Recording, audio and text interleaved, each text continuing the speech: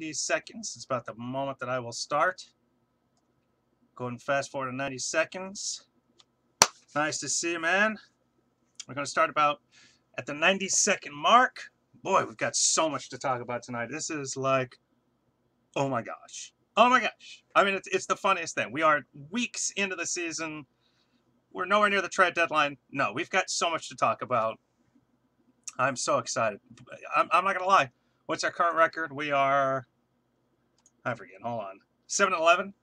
I couldn't be happier. Yes, down at the Lakers. I honestly cannot be happier with this. I mean, who could be that happy with 7-11, record at this moment? I am. I am happy with the 7-11 record at this moment. So we are going to start at about 90 seconds. So about 35 more seconds. Oh, man. T.J. Warren has been killing it. How about Monroe? You know, I mean, actually, let me get his stats up. Now that you mentioned I don't have his stats up, and I should. I have, I'm going to add that. I'm going to actually I'm going to put him up. Are we tied for the 8th? Are we? I don't think, no, I don't. No, we have the fourth we have the fourth worst record in the West. We are at 12th right now. We are 12th. So let's not get too far ahead of ourselves. We're getting there, though. Let me get Greg, and then we'll start. Where are you, Monroe? There's your stats. If only I could speak, I would be a better public speaker. If you get that reference, please tell me. I hope you get it. If I could only say a few words, I'd be a better public speaker. No, we are not 8th. I don't know what he's talking about. No clue what he's talking about. We are 12th in the West. 12th in the West, 4th worst. All right, so welcome to Valley of the Suns Live, the weekly edition. My name is Adam Maines, your site host, your site editor and host. If I could only say something correctly tonight, then we'd be able to get this night going. So, dude, we have so much to talk about. I'm so freaking excited. I do want to start out with something a little campy, a little sappy. I will not see y'all again. I'll be talking to you on Twitter the whole time, but I will not be seeing you guys again until after Thanksgiving. Until next Monday. Thanksgiving will have passed. We'll all be fat. We'll all be happy. A few of us might be a little drunk. That's all right. Thanksgiving. Thank you, big guy. You know, that's what it's for. So I just want to say, from the bottom of my heart, I thank you. I thank you for being a part of the show. I thank you for making the show run. You guys are the best. I love you. I do this for you every week. I look forward to it. Let's go Devils. Thank you for the Sun Devils. It's kind of odd to say that, but yes. So, you are my favorite. Fishing Freak 101. I'm telling you, you're my favorite. So I just want to get that little bit of camp out there, that little sappiness. I'm not a sappy guy. But I'm so psyched. I would, but you know what? All I see is a little purple thing, so I wouldn't even know what the hell I'm kissing. So I just want to say that I thank you. I do this for you. I can't wait for Thanksgiving. Dub, I don't know if we can be that close of friends anymore now that I see you say that. So, all right. So let's get things going. No, you don't want to see this. Dude, I am so white. The light reflecting off my monitors would blind you. I mean, it's that bad. I'm so white. The sun without a t-shirt I would look like it'd be a nuclear holocaust or something. People would be like, "Oh my God, it's the worst." I'm the worst. I haven't had sunlight since I was an infant, and that was even an accident. So, real quick, somebody brought up Greg Monroe. I wanted to bump him. Let's talk about Greg Monroe, and just because hey, he's the new guy in town. A lot of people are really excited about him. I was interested to see what he could bring. I'm going to say after 3 games. It's like, all right, he had that first game, 20 points, 11 boards. The Suns lost by 26, though. So, thank you, man. I'm telling you, I look forward to this every week. I do. Please, real quick, hearts, we are live on Twitter. Please like and favorite, and retweet, excuse me. On Periscope, please share. This is actually streaming on my personal Facebook account. I still can't figure out how to get this streaming on the actual Valley of the Sun site. As soon as I figure that out, that's up there. So please please share, please let them go. Let everybody know. I mean, assist, smarts, good shots, no elevation, no defense, and that's really what bothers me. I would rather see give Jahlil Okafor a shot, just because he's a little bit younger. I think he does have a little bit more of an upside. Suns, Bucks, boy, Bledsoe isn't helping them. I want to talk about that too. In fact, let me just add that right over here, just so I don't forget about it. Max Headroom. Let's see, it was Bledsoe. There we go. I have that note. All right, so he does. That is a post coming up. I actually already have that written. Well, okay, so I have a post about Alex Len being traded, or did I post it? I don't think I posted it yet, but it's written. But anyway, so just in terms of Greg Monroe, 20 points, 11 boards that first game. The Suns lost by 26. Then the Suns win their next two, and his stat lines are 6-1, and then 10-6. Big deal. Big deal. And we shouldn't have been expecting a whole lot from Greg Monroe anyway. I mean, the guy was almost a throw-in. We just need the contracts to work. The Suns wanted their first-round pick. They got it. It might be a very heavily and oddly protected first-round pick, but regardless, they got their first-round pick. That's really what they wanted out of that deal. But, I just don't know. I think I'd rather see Alex Len starting. And, shoot, if I can remember who it was, somebody actually tweeted me during the last game, isn't it crazy that the Suns couldn't even get, that Alex Len couldn't even get a starting role with Tyson Chandler down. And you know what? It's true. Now, granted, he might be the best backup center in the league. I mean, honestly, just in terms of, like, his production. There might be more talented ones. But, I mean, I'm really liking what Alex Len is doing off the bench. So maybe there's some strategy to that. But at the same time, it's just like Greg Monroe, I feel like he's just going to be another Chris Humphries, and that's fine. I mean, it's just get rid of him after a couple games. It's not a big deal. By the way, I'm seeing the numbers fluctuating. Is the signal okay? Can you guys hear me? I can kind of move some stuff. I mean, do you guys hear me all right? I don't want to spend too much time asking. I just want to double check, just because I'm seeing the numbers fluctuating a little bit more rapidly than normal. Is the signal clear? I can reset if I need to. It is all good. Okay, cool. So then I don't know what the numbers are doing. I'll just ignore those. You guys are here. That's all that matters. Quality is spotty. Interesting. Am I speaking? Well, I don't know. The question is, how well am I speaking? Okay, cool.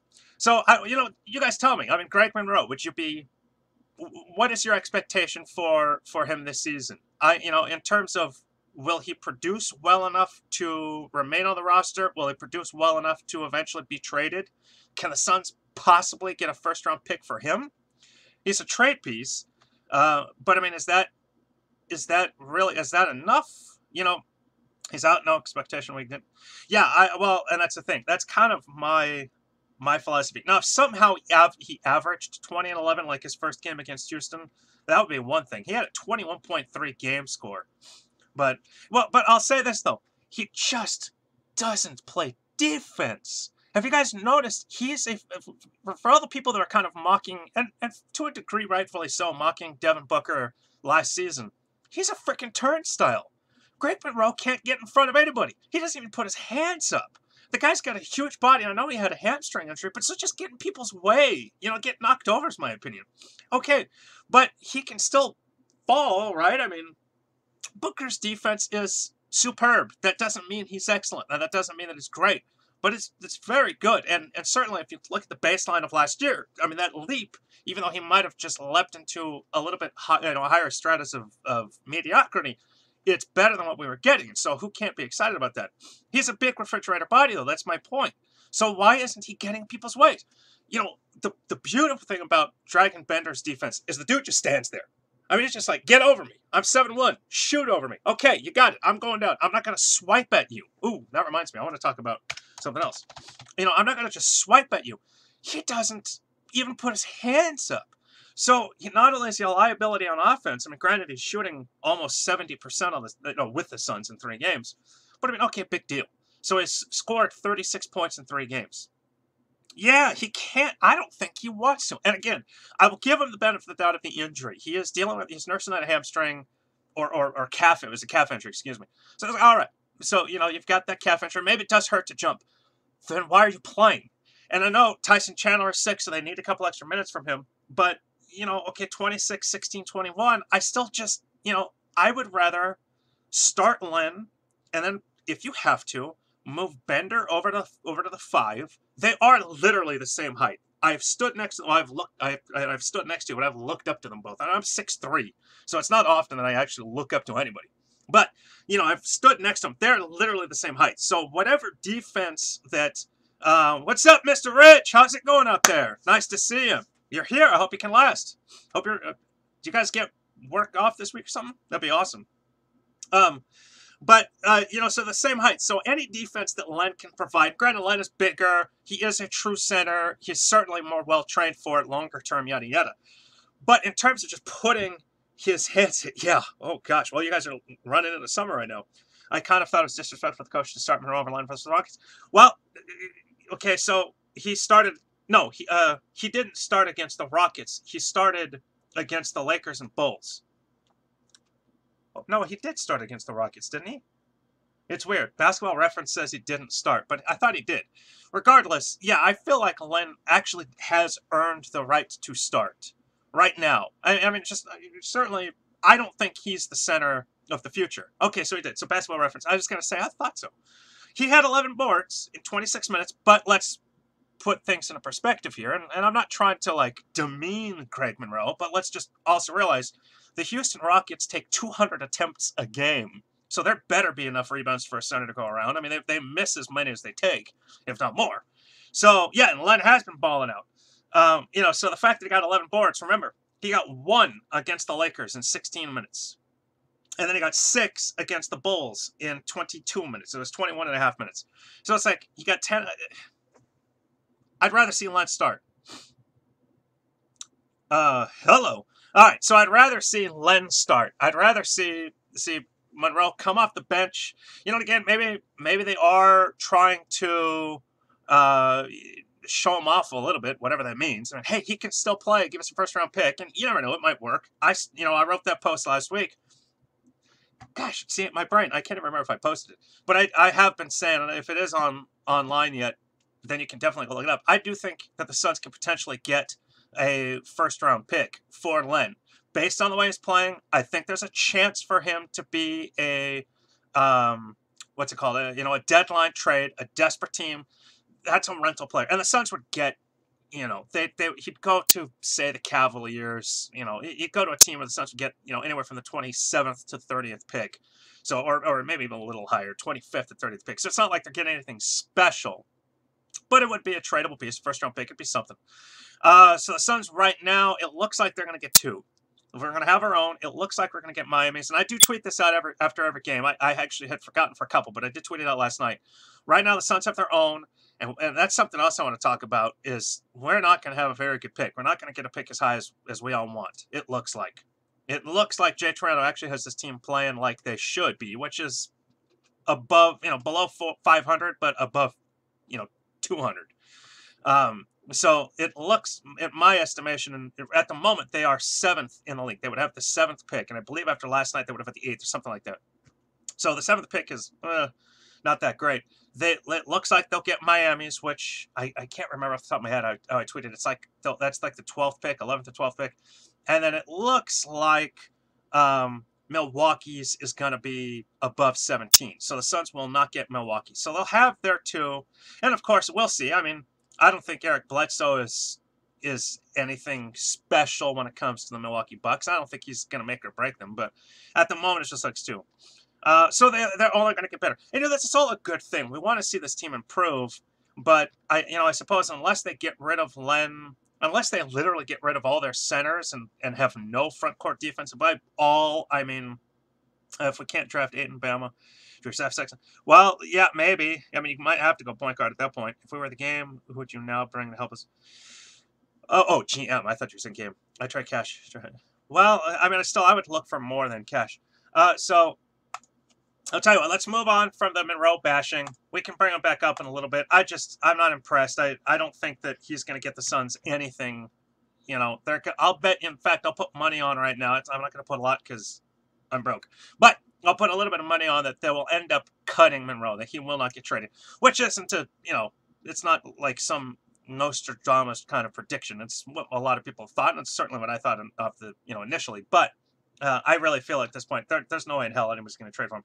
If they're willing to take on his contract at the trade deadline and give the Suns a 2nd round pick, then sure, why the hell not? I wonder if even that's going to happen. What was okay. So in terms of, all right, so right now the Suns would have the 7th pick. Let me just double check. They've at 7-9, they've got a 38.9%. And please go ahead, please hearts, love the hearts, please like, please retweet, please share, text all your friends real quick. Hey, join Valley Suns Live. It's the only place to get this kind of conversation. This is the only place that you get this kind of conversation. Tell all your Suns fans, bring them on. Retweet this, please. So the Suns have a 38.9. They'll boo him. He'll get a good, resounding, and deserved boo. And he should be booed, in my opinion. So 389. So let's see, 1, 2, 3, 4. So they are fourth worst in the West. 4, 5, 6, 7. Yeah, so they would have the 7th pick in the draft right now. So Yahoo, well, it was crossover, or I guess Yahoo owns. I feel like we get a bully in a power forward spot, and I want to see us swing the ball and run more. I would love that. They should print signs and give it to the crowd that says, "We want to be here." I love that. I love that. It's home. It's home on Wednesday. You're going to ghost clap? That's awesome. All right, so according to Crossover today, oh, did they stop? Okay, I was going to say they stopped at 6. The 7th, so this isn't a mock draft. This is their 2018 NBA draft board. You guys can look this up. Crossover published this today. Yes, rankings last updated today. 7th pick, nowhere to look, it'll be 13th. Well, that's where they got Devin Booker. So I did want to mention that. So they have overall Ayton, Bagley, Doncic, Michael Porter, Bamba, Jared Jackson, and then at 7 they have Robert Williams III out of Texas A&M. He's actually a sophomore, so that might actually be a benefit. So their bio on him, very briefly, a strong, athletic big man. He's a forward center, 6'9", 240. I don't like that size. That kind of worries me. When I see Robert and I see 6'9", 240, I think of Robert Trailer. Or Tractor Trailer, but his first name was Robert. A strong, athletic big with some outside scoring ability and a nose for the ball. Williams has an impressive yet inconsistent freshman year. He's a bouncy athlete and talented shot blocker and a pick and roll potential. That said, he's been able to get away with some things at the college level purely because of his physicality. Though he profiles as a top 10 pick, he's a relatively advanced age for an ostensibly raw prospect. Scouts will look for Williams to polish his skill set and become a more consistent jump shooter. Trade the pick. Honestly, I'm reading that bio, and what does this guy know? I don't know. Trade the pick. I don't like that idea. I don't like the idea of drafting anybody in the top 5. Now, could they trade down? Is there some way you can get a trade? And again, they'll have Miami's pick. It looks like, which I'd have to do a little counting real quick. I don't have my Twitter up. So Miami 1, 2, 3, 4, 5. So they're 5th worst in the East. 5, 6, 7, 8. 9, 10, 11, 12. It looks like they would have the 12th pick right now, so that's well within the top 7 range.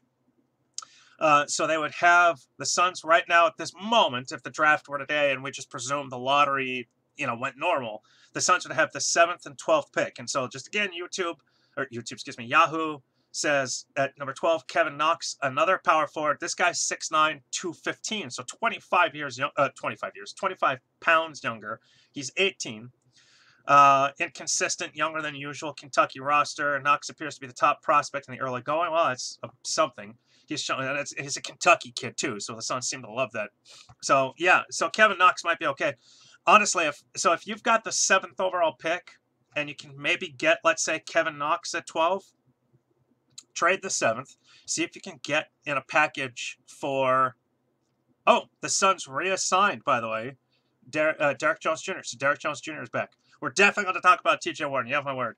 But I just saw on Twitter, DJJ is back. Gotta love that kid. I do love that kid. He's awesome. Miles brings one good fit if we don't get Bagley, Porter, Doncic. There we go. Well, that's. Hey, you guys might see. You're talking. Wait, Miles. Oh, when you said that, I was thinking you meant one of the guys that I spoke about. Miles. Who are you talking about? Who are we talking about, Miles? Trade the 7th and 13th. Okay, well, so that's another option. Now, how high up can you get if you have the 7th and 13th pick? Could you potentially get to 5? According to Crossover, 5 gets you Mohamed Bamba. A lot of people like him. Could you get to 4 with the 7th and 12th pick? That's Michael Porter. Oh, Miles Bridges. Okay, thank you. I will look him up. They've got him at 8th. They have him at 8th.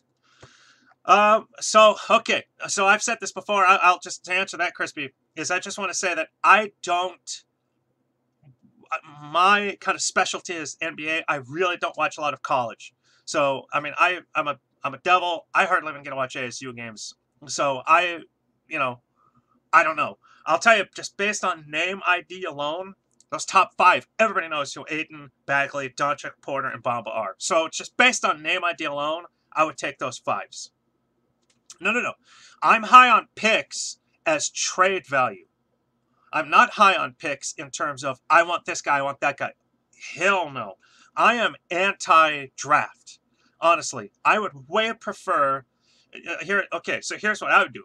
Let's say you have the 7th and 12th overall picks. I would package those picks with Marquise Chris and go get something, go get the next Kyrie. Or if that can get you the 1st, 2nd, or 3rd overall pick, then go get Ayton, Bagley, or Doncic. Get one of those. I don't need 2 middle of the road. Like, let's cross our fingers, because we've crossed our fingers with Dragon Bender and Marquise Chris. And while I'm still to this day high on on Dragon Bender, my high on Chris has dropped. Yeah, not many people do. Yes, and that's a post that's coming up for me in the next couple days. I'm willing to share that. I would trade him. That is definitely on the list. We will talk about that here in a few moments. But just so if the Suns have at the moment, and that's just of course this team could start to lose if has done what Watson should have done with this team playing hard. Oh yeah, well Watson he was the worst coach in the league. He was the worst coach in Suns history. The guy was just awful. So Jay Toronto's coaching. Who knows if Toronto's actually a decent coach? He's just actually doing kind of the right thing on a base level. ASU has been balling. 4 consecutive games with 90-plus points. It's big. I do follow him. I just don't get to really watch them. Yeah, watch them put family over. The guy's a schmuck. Hey, he really was. He should have been hashtagging FOE. FOE. So the guy was just a bum. He was a horrible coach. The only news I've seen is they expect him back for training camp. He should just be back to play. He's just not gonna. I shook his hand and then I lost my phone. Karma. Watson has feelings too. Jay Toronto has done Watson. Oh, quit repeating us, for the love of God. So no. I'm high on draft picks as trade bait. I was glad the Suns got a pick for, and I'll think about this. The Suns got a 1st-round pick for Markieff Morris. Boom, they packaged it up and they were they were able to draft Chris. And kept doing Chris are bust. They should have traded. Okay, well, you guys saw. Now, this I definitely recall posting. I posted today that the Suns should have traded for Kyrie. Now, I'm going to, I'll let you peek behind the curtain here for a second. I actually proposed to the staff a couple days ago and said, hey, I can write a post on either thing, but right now, with the way that Kyrie Irving is playing and with the way the Celtics are playing, let's do a point counterpoint. I love doing those where we pick a topic that's kind of a big deal. Somebody does a pro, somebody does a con, or at least one side versus the other. And so I said I could easily do what I did today on either side. So whoever feels more confident about the other side, I'll play devil's advocate, if you will. So truth be told, I'm not even sold on everything I wrote, but I will say this: the Suns would be good. And Kyrie Irving has proven it. The Suns would be good. If they could have done that without trading, well, they wouldn't have traded Booker. But, if they could have landed Kyrie Booker and then just gotten one more decent free agent, maybe at that point you did get Paul Millsap, the Suns are in the playoff hunt. We're looking like Minnesota. Seriously. That just the way he's playing. And granted, I also make this argument. If the Suns had traded for Kyrie Irving, then they win decently, Earl Watson is still our head coach. So it's almost like, which would you prefer? Winning with Watson and knowing that your solar panel did, and I've got a comment on that, but winning with Watson, but your ceiling is much lower, or losing with Toronto and not having had to give anything up for Kyrie. So for me, that's actually the argument. Now, that's a hindsight 2020 argument that we can make. But that's at least teamwork. That's a hindsight kind of conversation that we can have right now. If Kyrie Irving had come to the Suns, they'd got one more free agent. Let's say it was Paul Millsap. Maybe at that point, and actually I don't know if the timing would have worked out. I don't know if there's too many unknowns. Don't get me wrong. That's why I actually still side more heavily with the glad we didn't trade for him. But I did because I knew this was going to be an interesting conversation. So I wanted to have both. So that's why I proposed it to my staff. But that is a conversation we can have, though, is that Kyrie would have brought the Suns up. We could have then gone out and got another free agent, potentially power forward. You never know, and again, I'd have to double check the timing. I don't know if say the Paul Millsap that kind of week with Blake Griffin and Paul Millsap was relative. So I don't know if maybe that would have changed somebody's mind with the Suns with Paul Millsap, or maybe Blake Griffin with the Suns if they had brought in Kyrie. But they could have potentially found something else. Why can't that team, the way the way Boston's playing, why can't that Suns team be at least a 45-win team? And they have another off season to then add something else, and maybe by next year be a 50-plus team. Okay, so Solar Panel said it was reported. I have no idea who reported that Kyrie Irving said he wouldn't resign. I never saw that before, and when they said that, I looked again today. You have my word, I did some research.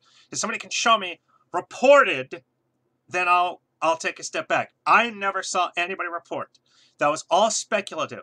And I want to say this in terms of the too many unknowns with Kyrie Irving and re-signing with the Suns after 2 seasons. I don't blame him for making any comments about, okay, we are saying that from a bubble. We have to, we have to take a step back and look at things from this alternate universe, which is literally what it have to be. If Kyrie comes to the Suns are winning 40-plus games this year. They're looking good. They go out and make another move. The Suns are now winning 50-plus, and now it's like, hey, we've got something building here. Why would he jump ship? He wanted to win. He wanted to be a team leader. He wanted to be the man. If you're winning in Phoenix, you're the team leader. Your face is on every billboard and every commercial run in the Valley. You're the man. So why does that automatically mean, oh, he'll jump ship? The Suns at that point can offer just as much as anybody else, and he would still have a young Devin Booker to play with plus. So I disagree with Solar Panel because they said reported. It was never reported. He said he would be willing to accept a trade to the Suns. So if he said he'd be willing to accept a trade, his then comment about not coming back, as I understand it, was, I wouldn't promise coming back. So you run that risk, but you run that risk if you screwed up building a team around him.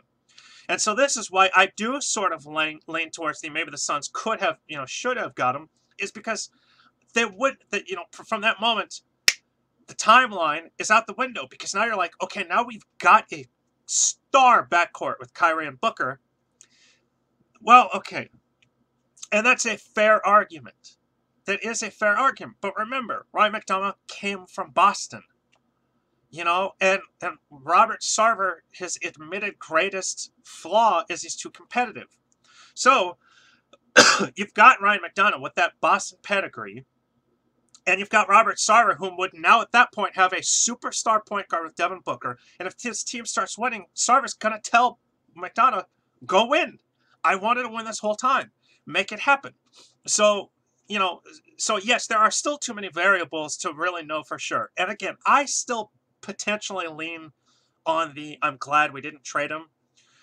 But I spoke only truth in that post and why the Suns missed out on getting him. Because think about Boston. They've won. Their streak is 15, correct? Their streak is 15. What if the Suns were okay? Hold on. Current standings. Celtics are 15-2, so they have won 15. But let's say for the second argument, right now we're with Toronto. We're 11-5. I freaking take 11-5. I mean, I hate losing as much. Ever since last practice, James Over Suns started. Okay, do you see the Suns signing? All right, so we have 2 great questions. So Lance Blanks was the worst GM in franchise history, not re-signing Stoudemire. Well, I mean, I disagree with the point of they should have re-signed Stoudemire. They should have traded Nash earlier. Now, to that point, it's like trading Steve Nash was like trading. And by the way, please retweet, please like, please share. We're on Facebook. Well, we're not yet necessarily. We're on Twitter. We're on Periscope. We're on YouTube. Please share. Text everybody. Let them know. Stoudemire had a busted knee. But I will say this in terms of the Suns holding on to Nash. Strategically, yes, they held on to him too long in terms of trying to rebuild, trying to reframe this franchise at that time. But trading Nash would have been, was like trading Luis Gonzalez, like trading Shane Doan, like trading Larry Fitzgerald. Steve Nash won 2 MVPs. He and D'Antoni, they revolutionized the league. So yes, maybe they should have re-signed Stoudemire, and he had one more very, very productive year. But that 1 year, would they have then traded Amari Stoudemire that offseason before he broke down? Because the following year he broke down, and New York couldn't get anything for him. Remember, he ended up bouncing around the league. Marion is a mistake, although at that moment, Melo did kind of ruin him, but he was still breaking down. Give me a moment, I'll pull up his stats. Goodbye, Greg Monroe. he stopped. Oops. Amari. He stopped playing in most games. He was pretty good in New York till Melo. No, I know, but he also, I think that's coincidence and timing because he also started missing games, if I'm not incorrect. Yeah, no, he did. Okay, so it's not just Melo. Could Phoenix realistically contend with Golden State with Kyrie Booker and another piece? Realistically contend, I think they could win a game. I don't think they'd win a series. Let him go. Do you think the Suns can top there until Booker? Do you really want to tell Devin Booker to sit out? Do you really want to tell Devin Booker to sit out? It already pissed off Eric Bledsoe. Do you really want to piss off? What pisses me off is the fact that the Suns won't already say, hey, we're resigning Booker. I hate that. And I tweeted that out. If you guys saw it, I hate that. I don't like that at all. Freaking tell him and tell the public, Devin Booker is our future. He's our core. He's here to stay. Love him. Just shower him with flowers and love and tweets and everything. The fact that neither Sarver nor McDonough will realistically, or not realistically, but excuse me, will publicly say, yeah, Booker's ours, not till July 1st.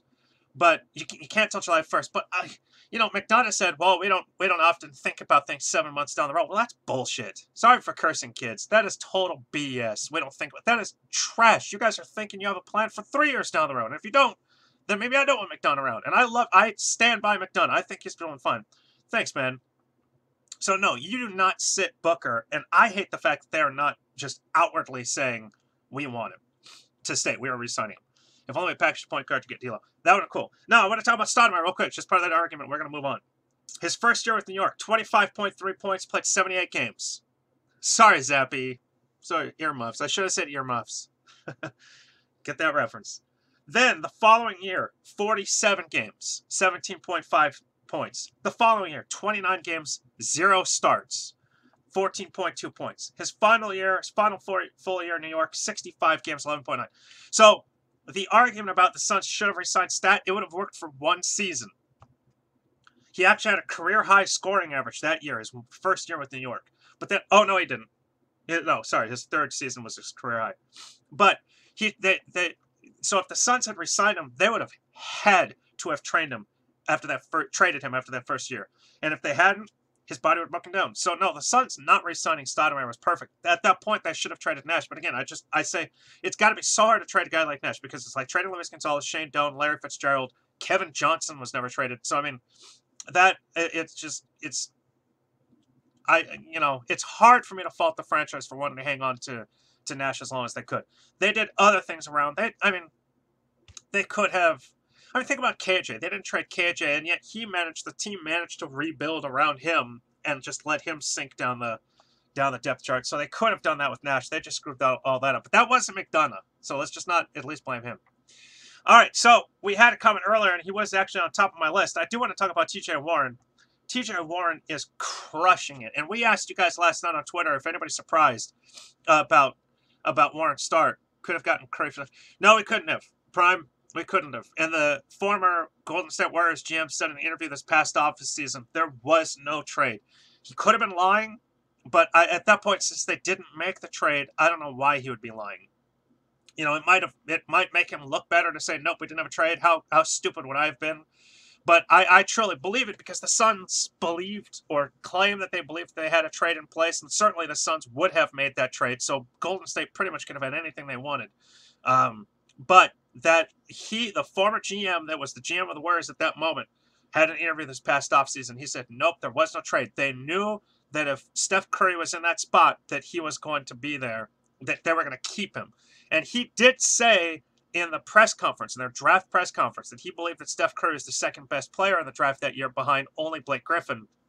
So they obviously had really high hopes for him. So no, that was a fun kind of thought that, we could have had him. Apparently not. The Suns would have had to have leapfrogged Golden State in order to get him. They would have had to have traded with Minnesota. And it's unfortunate they didn't. Because they took... let's see, the Nuggets kind of screwed themselves by not trading for Bled. Yeah, that might have been true. Okay, Warren for sixth man. Well, no, Warren for most improved. He's been a starter. When did it take? I don't like it. I really don't. Teams are going to start playing for TJ. I would like to see how they're just... Well, you know what? So let's look at his last 3, 6, 8 games real quick. We supposedly were going to take Derek Williams. Yes. Well, if Warriors did... No, the Suns would have taken Steph. I would have went out trade Deacon. So, in terms of T.J. Warren, over his last 9 games, Warren is averaging 20.6 points, 5.8 boards, 1.6 assists, shooting 51.9% field. God, this guy, he just can score buckets. Dude could hit a 3. He has not hit a 3 since November 1st. Think about that. Oh, dude, my thoughts? You want my thoughts? I've written about this. I wrote about this on July 4th. Go back.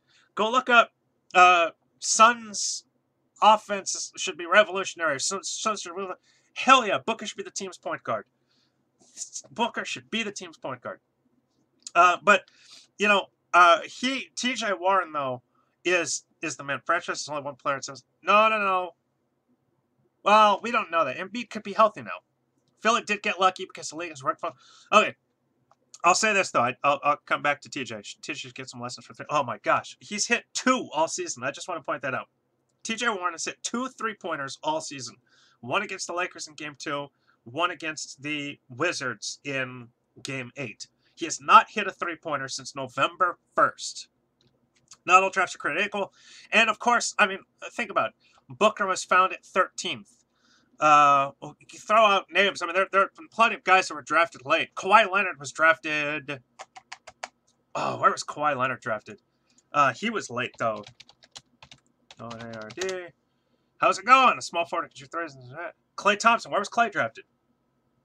Kawhi Leonard was drafted 15th. Okay, there you go. Thank you. Klay Thompson. Oops. Was drafted. And so that's the thing. You know, that you don't necessarily need a high pick, but you really got to win the lottery at that point. I mean, it's kind of 11th. So Klay Thompson. Oh, IT was literally the last pick. Draymond, 2nd round. Yes, well, that I do blame the former GM, who I refuse to say his name unless I accidentally slip out and I say, and I go, oh yeah, but I hate saying his name as a schmuck. That's my word of the day. Hashtag schmuck. I've had a lot of them in the belly. All right, so T.J. Warren, his last 9 games. Greek Freak was drafted. Oh, yeah. Oh, exactly. Greek Freak was drafted. Remember, we took Alex Len. Oh, no, and he was drafted 15th. No. Giannis was drafted 15th. Am I incorrect? No, I'm almost positive he was drafted 15th. Yeah, he was drafted 15th, and the Suns took Klay 5th. So, Klay, I wish. The Suns took Alex Len 5th. Boy, I thought we were going to be talking about T.J. Warren. I can't even get anything out about him. So, T.J. Warren, though, you know, we asked last night if anybody's surprised about Warren's start. He was. He really was. If people are surprised about Warren's start this season, and I got to be honest, personally, no. I'm not surprised in the least. I'm not surprised at all about Warren's start. Happy Thanksgiving, man. I really appreciate that. Yeah, I know. Well, imagine picking Giannis over Len. It's absolutely rare, but it does seem to happen almost more often than not. At least it's almost one every other draft, if you think about it. So this year, I mean, Warren has started out, he's averaging 18.6 points, 5.9 boards. He's shooting 50.9% of the field. This is how he started last year, and this is also how he ended last year. It's really all about his health. Josh Jackson isn't bad. He's just too raw. It'll take him a couple of years. I mean, I'm not going to say he's going to be Kawhi like everybody's hoping. Obviously, you know, we hope so. But I remember, even Jimmy Butler took 4 or 5 years before he started averaging 20 points. I mean, sometimes it just takes time. Come off the bench because I want him to get 6 man of the year. He's going to be most improved. He deserves to be most improved. He's an Iggy. Ugh, that comparison scares me. I mean, Iggy's good, but I want great. I'm grateful Morris twins are gone. Me too. He's going to be badass. I do think so. Where does Josh Jackson fit with Warren starting as 6th man? I mean, Josh Jackson can be a 6th man for a couple of years. I don't know why not. You know, and who knows? The Suns might end up trading one of them. JJ needs to get his jumper. But, okay, I'll give you Young. I'll take that. JJ, he needs to work on his jumper. But, and his shooting has been absolutely, just awful. His percentage, that is. Let's see, Jackson. What if the Suns got Aldridge, though? Well, see, I mean, that's, again, hindsight. You never know. He doesn't warrant as the 6th man. So Josh Jackson's shooting 39.5% from the field, although I believe that is actually up a notch. He's only shooting 27% from beyond the arc. So after 15 games, Josh Jackson was actually shooting 37.9, but his last 3 has been doing fairly decently. Let me stop it. What is going on here? His last 3 games, he's been actually shooting fairly decent. Like, come on here. Let's go. There we go. And Jackson Sullivan is playing. He's getting better. Oh, 36.7% from the field? Wow, I didn't realize it was that low. But over the last 3 games, he's actually shooting 45 points. Think about this. He's one of those rare guys. No, I don't think he's a bust. I don't. Not in the least. He's at double-digit scoring in the last 4 games and 5 out of the last 6. I mean, he'll get there. He'll be okay. I just don't know if great. That's that's the caveat. I don't know if he's going to be great. He's going to be okay. He does. God, with those layups that just like go flying off the backboard, and like, what the hell are you doing there, Bender? Jeez, it's funny and sad, I guess, at the same time. It's going, come on, you should be able to do better than that. But I mean, that's okay. That's okay. Ooh, is YouTube working? Why is my screen look? Oh, okay, there we go. It's just when I switched over, it was black for a second. Anyway, so Josh Jackson's last game, he's one of those rare guys that for some reason shoots better from beyond the arc than. Oh, yeah, when he gets us in rhythm, his shot is so much more improved over the last year. And please, guys, we're at 40 minutes. Please heart, please like, please share, please retweet, text all your friends real quick and go, hey, we got 20 minutes left of Valley Suns Live. You're not getting this anywhere else. Come join us. Mike James makes some bad ISO decisions. I'm not a fan of Mike James because he's too ISO. What do you think the Suns give up on Bender or Chris? They will not give up on Bender. I am ready to give up on Chris. Let me talk about T.J. and Warren, and I definitely want to talk about giving up on Chris. That post is coming tomorrow, I believe. And that, boy, it's a doozy. I'm going to give you guys a heads up on it, though, whatever. But, so his last 3 games, Josh Jackson, 36.7% from the field, averaging 3.7 shots out of 10. So the Suns' December will be on all cylinders. That would be cool, but to find all cylinders, what do you expect of them? 500, above 500, still below? Well, Derek Jones Jr., he's the end of the bench. Boy, you're asking a lot, Crispy, of Bender. And it's not that he doesn't deserve some hype. It's just like, I mean, LaMarcus Aldridge is an established, legitimate power forward. To say he needs to be like that, I mean, like, would I love that? Absolutely. But I would still prefer more of a stretch player. Because he's obviously developing his back-to-the-basket game. And that fadeaway against the Lakers, I want to see that once a game. And that's so far the only time we've seen it. I definitely want to see it once a game. Coldplay. But, Bender, that outside shot is coming too. But Josh Jackson from 3, 2 of 5, 2 of 4, and then 1 of 2 his last 3 games. It's funny. He's actually got the exact free throw percentage as he does 3-point percentage.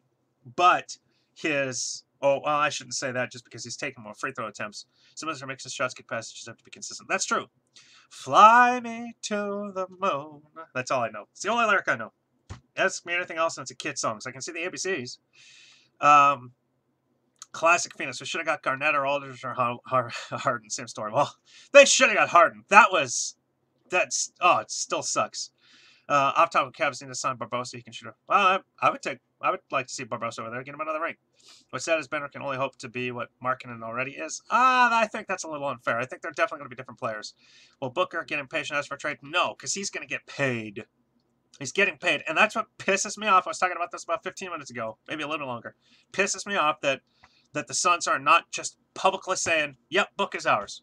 You're going to freaking throw a max contract at him. You're not going to somehow get him to sign for a Paul Goldschmidt-type contract. It's not going to happen.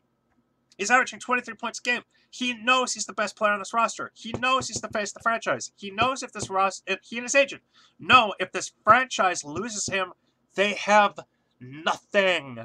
So don't delay. I know they can't sign him to July 1st, but I want to hear it now. He's not going to suffer a career-ending injury, and that's not jinxing either. He's not. It just doesn't happen. And anyway, if he suffered an injury, he was out for the year, so the Suns tank, and then they get another pick, and then there's really nothing he can be upset about at that point because it wasn't, there wasn't any benching. Booker isn't leaving. I stand by that. But yeah, Dub is right. He's going to get paid. He's going to be the wealthiest Sun in the history of the franchise. He's going to deserve it. So just don't beat around the damn bush. Don't say, well, we don't think about things 9 months in advance. That is BS. Sorry for the acronym curse. It's trash. And Sarver said something similar. Well, we don't think about now I'm paraphrasing. So we don't think about contract extensions. Stop it. We're not talking about re-signing Leandro Barbosa. We're talking about re-signing the star of this franchise, the guy who's been potential. I would if you'd open the door. I was escorted out. Booker's hit probably going to be a problem if he keeps following it. Well, so maybe he needs to get hurt. and be out for the year and heal that bad boy, and then he'll get his max contract. Garrett Seiler, I remember the name, but you'd have to give us more details in terms of what your reference is. Maybe that's why management can't make us competitive, can't look at the future. Well, okay, so somebody made the point on Twitter, and I would love to give credit to who it was. I don't know. You might be able to search it. I forget. This was last Wednesday, I suppose. So just look a week back, or 6 days back. But tell them to sell the team now, so who cares? Anyway, somebody made the point of it's never been Sarver's MO to announce that until the last second. And I'm sure, and I think this Twitter even said it's no, he won't sign it to him. He'll get the max, and he'll accept the max because he's going to be paid so much money it's obscene. Plus, and he has said publicly he loves it here, and I believe he's used the word love. I could be wrong, but I'm pretty sure he likes it a lot, and he said he'd like to play his whole career here. You don't say that and then turn your face on the franchise because that gets you booed forever. It very well likely did. But, well, I think Dragic is differently. And I'm trying to stay objective, and I know I'm not. Obviously, how can I be? Look at the show. But, I'm trying to say this. I think Dragic had, an ulterior motive. I don't think Booker has an ulterior motive. He's 21. He's already developing into a superstar. He knows he's the face of this franchise. If he goes to the Lakers, he's not the face of the franchise. Where is he going to go where he's going to be the face of the franchise with a roster that is currently set up that is not only young, that can develop with him. I don't know where Miller is, but that is also has the cap space to be able to afford a contract to him, be able to afford a contract to Warren, be able to afford a contract to a couple of the guys, plus cap space for free agents. Oh, I missed those two. I'm sorry. I tried to read them real quick and I couldn't find them. Booker's not going anywhere. He's going to take the max. So just say, but okay, so here's the thing. Maybe he's thinking that. Maybe the back of his mind is going, boy, this shit just doesn't work out. And if they don't clear this up quick, then I'm out of here. Don't give him that opportunity. Just announce now. Devin Booker is the core of this franchise for the next decade. He's not going anywhere. He is our Paul Goldschmidt. Relate him. Compare him to Paul Goldschmidt. Compare him to Shane Doan. Compare him to Luis Gonzalez and go, he is the franchise. You are the franchise. You're staying here. I don't like it. I don't get it. You guys keep talking about IT. It's just he was always the one they were going to trade. They were going to try to keep Dragic and Ben and Bledsoe and trade IT. Dragic is who screwed it up. Of course, they take the max and 3 years. The franchise don't improve. They will improve. And if they don't, then I won't blame him. And Suns fans can cheer him forever when he's on another team. They will improve. This team's going to improve. They're not going to be this awful, forever. It's just not plausible. And certainly they will improve with him on the roster if they're able to get, if Josh Jackson does turn out to be good. If Bender and or Chris does, if at least Bender continues to develop and Chris can actually be good.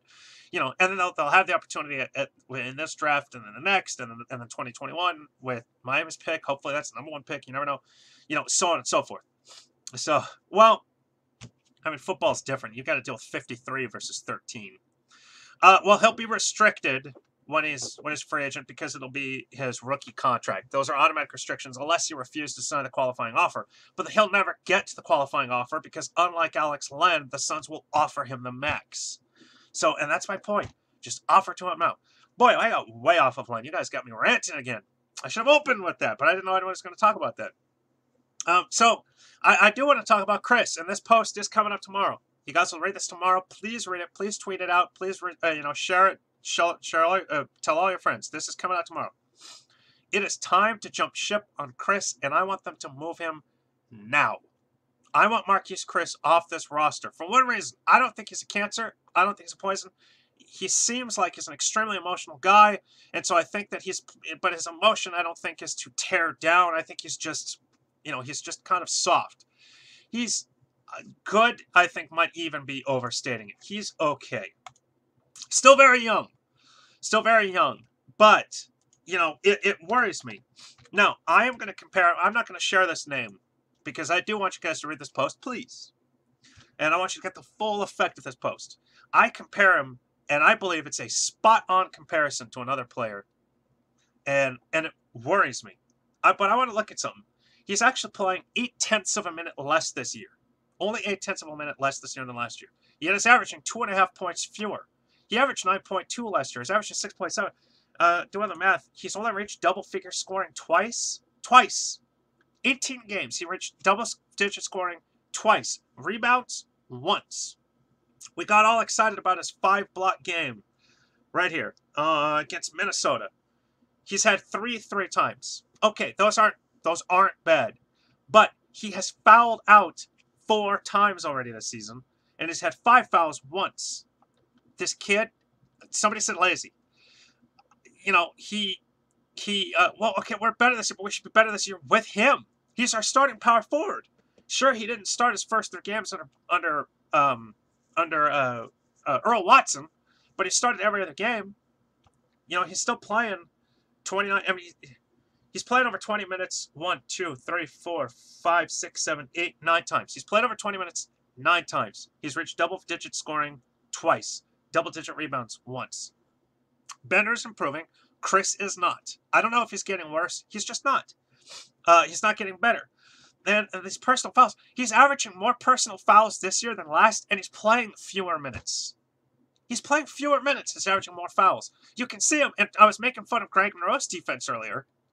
He can't be any lazier on defense. He just slaps, and the smallest little thing that, like, you know, ticks him off or just gets him to doubt himself or gets him to whatever, boom, there goes his effort for the next couple of plays. Now, Jay Triano talked about an interview this week on 98.7. I forget whose show. I forget whose show. If anybody on here saw it, I'm definitely happy to cite the show. But he said, you know, we know we've got this issue with Chris with this emotion, so what we do is when we see on the court he's done something wrong, you know, he's too emotional, that it might have been Doug and Wolf, that he's too emotional, we sit him down, and we let him tell us when he's ready to go back in. Why does he get to that point? Imagine this. Imagine Marquise Chris wasn't a basketball player and Jay Triano wasn't a head coach. Imagine Marquise Chris was a student and Jay Triano was a teacher. Let's just pick, you know, any grade in high school. Pick any topic. It doesn't even matter. He's just a high school student. Jay Triano is a teacher. And Marquise Chris had mental breakdowns because things didn't get his way. Every day. Not only would it be failing, but he would have regular, you know, meetings. We'd have parent meetings. They would have parent meetings. He'd probably see a therapist or psychologist because, hey, you got to calm down. You got to check your emotion. Now it's, hey, you tell us when you're ready. Stop pandering to him. Now, who knows what to do behind the scenes? But with the fact that Jay Triano was willing to offer that publicly and say, when he reaches a point, we bench him. We don't want to make 2 mistakes in a row. Once he makes 1, then we let him tell us when he's ready. No, you say, sorry, kid, out of the bench. We'll get you when we need you. And if we don't need you, you shouldn't have lost it out there. You should have played better defense. You shouldn't have stopped and complained to a ref. You shouldn't have swiped and created, you know, and taken a foul that's unnecessary. In 0.8 of a minute less this season than last, he's averaging 0.2 more fouls. He averaged 3.2 personal fouls last year. He's already averaging 3.4. He's fouled out of 4 games. Per 36 minutes, he averages 6. If he played a full 36 minutes, he would have fouled out of every single game on average.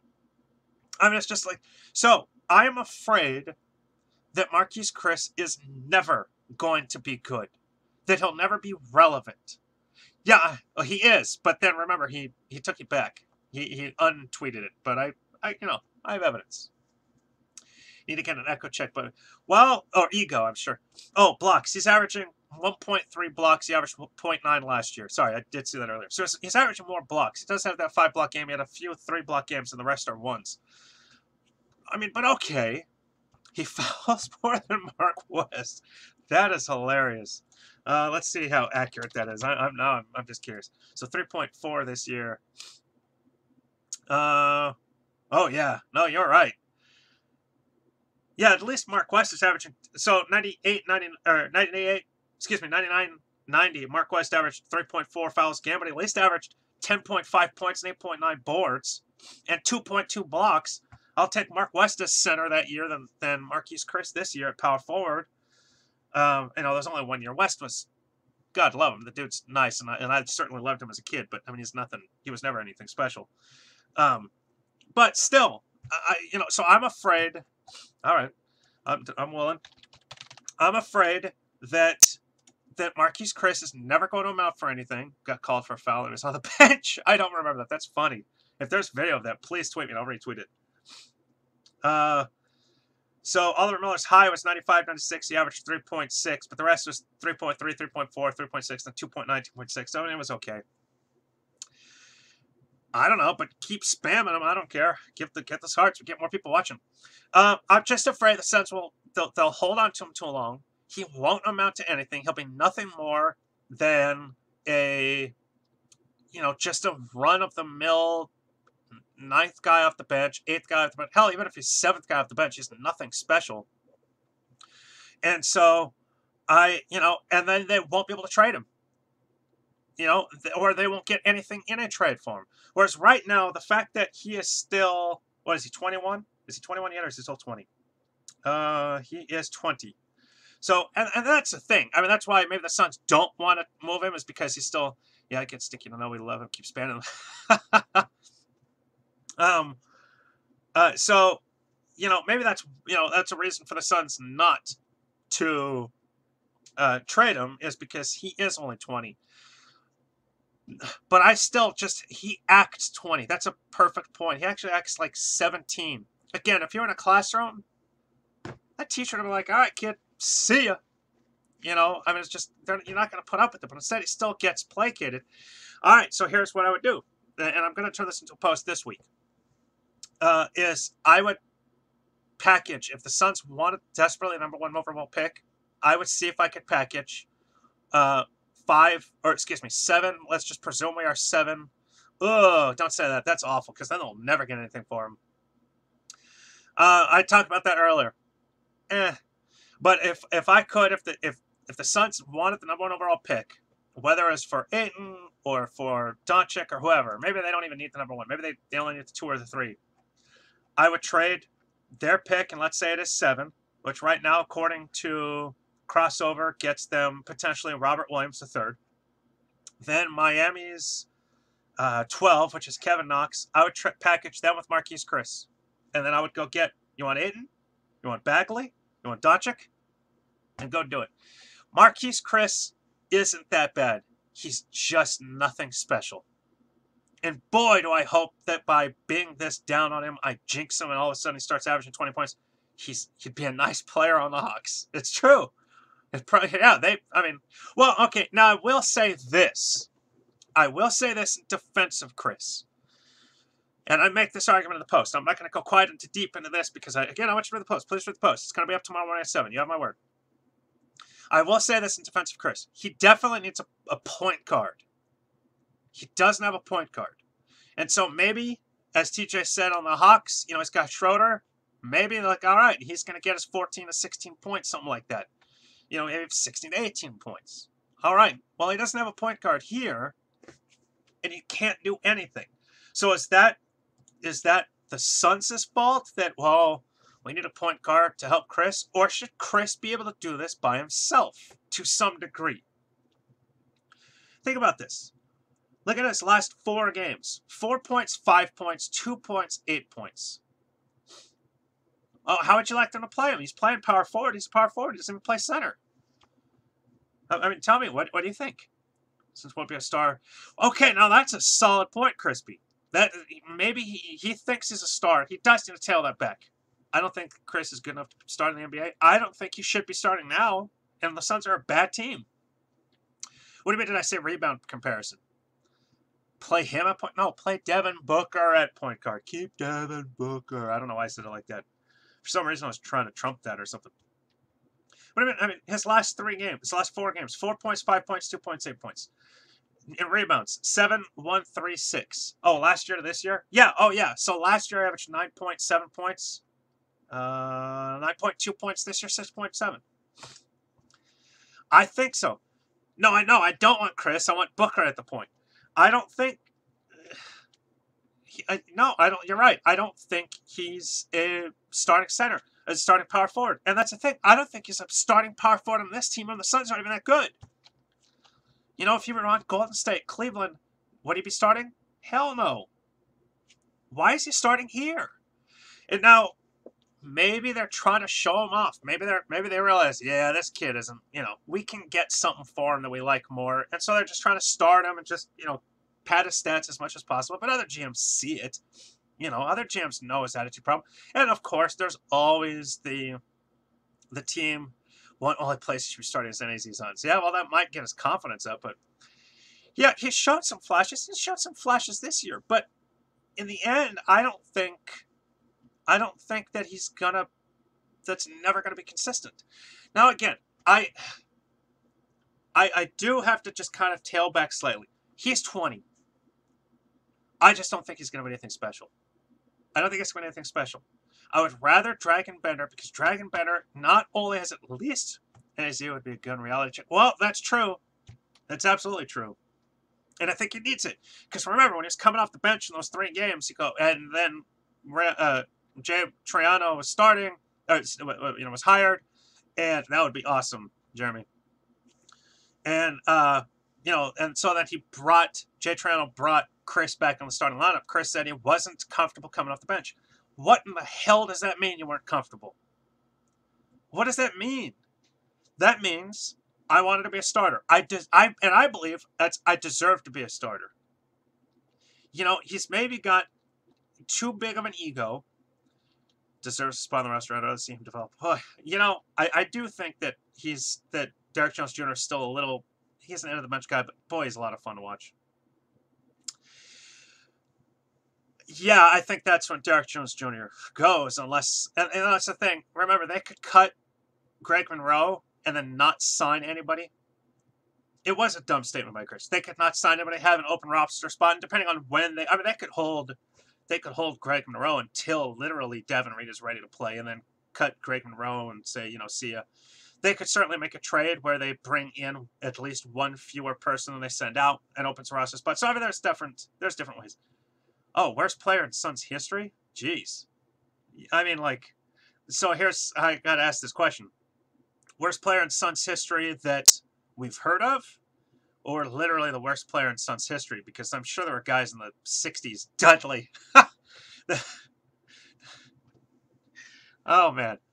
I got a comment, TJ. But, or because I'm sure there were guys in the 60s and 70s that were just absolutely awful. So, the worst guy we've ever heard of, I don't know. I'd have to do some research. I'd be able to come up with an answer. I could come up with an answer. I just don't have it off the top of my head. I'll tell you what, we're going to go to 5 minutes overtime, which means we got 3 minutes left. Go ahead and rapid fire. No. Joe Klein, Danny Shays. No. Danny Shays was bad. Joe Klein wasn't terrible. Robert Arwey, you love to hate. Jared Sutherland because it didn't even last a day. That's true. Think about Klein. Klein was one of Barkley's boys. Barkley wanted Klein. See, fixed point guard spot and get a good backup center. I'd love to see a strong power forward. Is Alex Lenny was top 5 pick? Joe Klunk. Whatever. Yeah, no, he was okay. I'm curious. Joe Klein. Any rapid fire questions, comments, anything in particular? Oops. Okay. Oh, there we go. I'm going another 3 minutes. Pat Burke wasn't. Again, Mark Bryant at least lasted like a year and a half. He was actually the longest active player from that Barkley trade. Somebody said Chris Dudley already. Anthony Bennett maybe, but he never dressed. Alex Leonard, TJ Warren, most improved. I'll say TJ Warren. Alan Williams, why? Wait. I want Alan Williams to stay. So Joe Klein with the Suns. Well, at least in his career, Klein is his 3rd season averaged 9.8 points, 7.1 boards. But with the Suns, he averaged in 5 seasons 3.4 points, 2.8 boards. He wasn't good. I just think there's definitely worse. Tyler Ulis is the worst player? You guys are saying names, but I don't know. Luke Lawley. So now that might be the worst player. Or Kendall Marshall. Luke Lawley might be the worst player we've heard of. Better future is Bender. Ulis is regressing. I don't know. I think maybe with Ulis that he kind of had a little bit too much pressure put on him because he had such a good end of the season that maybe kind of expectations were a little too high, and I just don't think he can live up to them. A lot like what people are saying about Marquise Chriss is that Ulis just needs to understand you're a backup. Embrace that role and figure something out. He has been. Ulis is starting over James. He started the last several games. So, like, I think once Ulis, and maybe he gets this, and, you know, he too is young, and I just think he's showing more flashes. You want to get rid of Monroe but keep Alan Williams? Yes, I want to keep Alan Williams. Absolutely. I mean, Ulis has started 5 games this year. He started his last 5. And in those 5, he is averaging 4.4 assists, 1.6 steals, 6 points. I was like, all right, it's what else are you really going to get? Oh, his shooting, however, has just been the worst. He's shooting 34.3% from the field, 25% from 3, and that was less than 10%. Tim Kempton could be one, definitely. So that's a fun question. All right, you guys, we've gone over 5 minutes over time. I'm actually getting a little tired, and I gotta go. Oh, he'll be here. I gotta go decorate a Christmas tree with the boy. Tonight's the night. It's going up. We're gonna put some lights on, put some decorations. Maybe I'll even tweet out. I don't have any Suns decorations, so maybe I should buy a little ball and I'll tweet out a picture. Zoran Dragic sucked. He couldn't even last. Did he even play a game? Oh, Josh Childress. That's another good name. Did Zoran even end up playing a game with Miami? I'm curious now that you brought him up. Oh, he ended up. Oh, wow. He played 10 and started 1. But yeah, Zoran was terrible. With the Suns in 6 games, he averaged 1 point and a half a rebound. Woo! Thanks for live. Oh, yeah. Oh, I'm always here. Enjoy your Thanksgiving again. Send Adam Suns decorations for the tree. Yeah, if you can find a way to get them to me. So, send me. I'll buy. Maybe I'll find one in Walgreens tonight. I'm sure I'm gonna have to buy some lights. Come on, lights don't even last over the summer. It's just like, what the heck? Enjoy Turkey Day. Enjoy Turkey Day. I love you guys. I am thankful for you. I am thankful for this show. I'm thankful for this conversation that I have. I do this for you. I look forward to every week. I know a lot of you guys said you look forward to it during the day or the week that of. It's something. I mean, this truly is a fun thing to do with you guys. Happy Thanksgiving to all, and have a good night. Let's go Suns. We got Eric Bledsoe on Wednesday. Let's go Boo. I won't be able to be at the game. I was Shaq. I loved Shaq. Still love Shaq. He was my favorite all-time non-Suns player until he came to the Suns. Happy birthday, Mr. Rich. You don't look a day over 29. Happy Thanksgiving. I would give you tickets. Oh, can you give me tickets? No, I can't. I don't have tickets. I don't have tickets to give. Never do. I knocked on Sarver's door and I said, "Hey, sell the team, trade." What did I say? Sell the team, trade Monroe. Oh, trade for Kyrie or whatever, and give me tickets. And they escorted me out. You know, I didn't even get. I asked for a Christmas ball. They had a box. I said, "Can I at least have one of those balls?" And I said, "No." So I didn't even get a Christmas decoration. So no. Anyway, so yeah, I'm gonna have to buy some more lights. It just bums me up. The boy's gonna be psyched. Thankful for these classes. Hey, you know what? Amazon. I got a dozen of these. Best Suns duo. Oh, you guys are killing me. Best Suns duo of all time. It's hard not to say Connie Hawkins and Gail Goodrich. It's hard not to say Barkley KJ. You could also say Barkley Marley. You could say Nash Stoudemire. Cactus tree. No, I do a fake tree. It's a fake fir. Yeah, Nash and Stat. You know, I kind of want to say like Paul Westphal out of Alvin Adams, but maybe the backcourt Paul Westphal and Dick Van Arsdale. Shoot. Ooh. I'll tell you what, I'll go for one more minute just to answer that question. Booker and anyone else. So you would take Booker and 50% of they are. Well, and you know, Tyler and Booker. Booker and Chris. No. Booker and Monroe.